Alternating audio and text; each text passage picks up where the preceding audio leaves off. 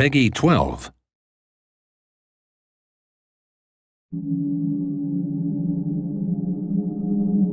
Welcome back to Active Aggression, a strategy game hailing from the golden era of RTS, an era where three factions pitted it out for resources and power.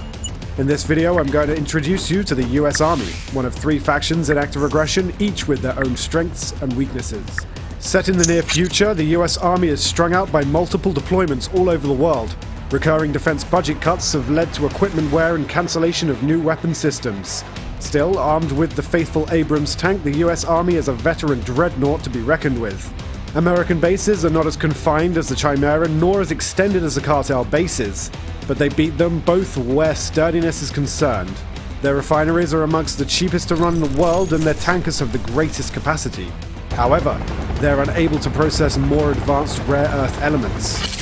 The US Army bases require a substantial amount of electricity to run properly, especially for their defense systems, the Phalanx and the Patriot. Both Phalanx and Patriot will have to be kept plugged in at all times to be operational.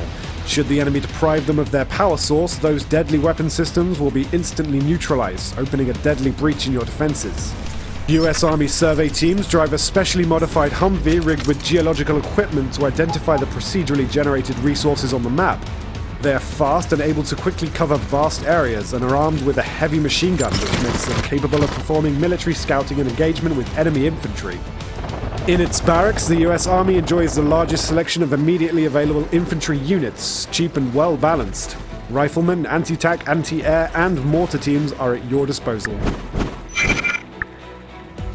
Most US Army units can be upgraded individually in their original buildings or by groups in some dedicated research buildings, logistics centers, and technical centers. Early, you'll decide to either deploy the light vehicle bay or the hospital, unlocking the ubiquitous Humvee for scouting and access to armored transport, or if choosing the hospital, medicalized helicopters to recover and treat the wounds of wounded soldiers.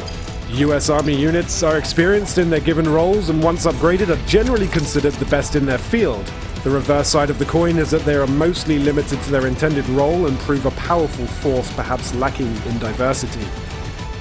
Next time, discover the Chimera, a UNO-funded peacekeeping force in Active Aggression coming 2015.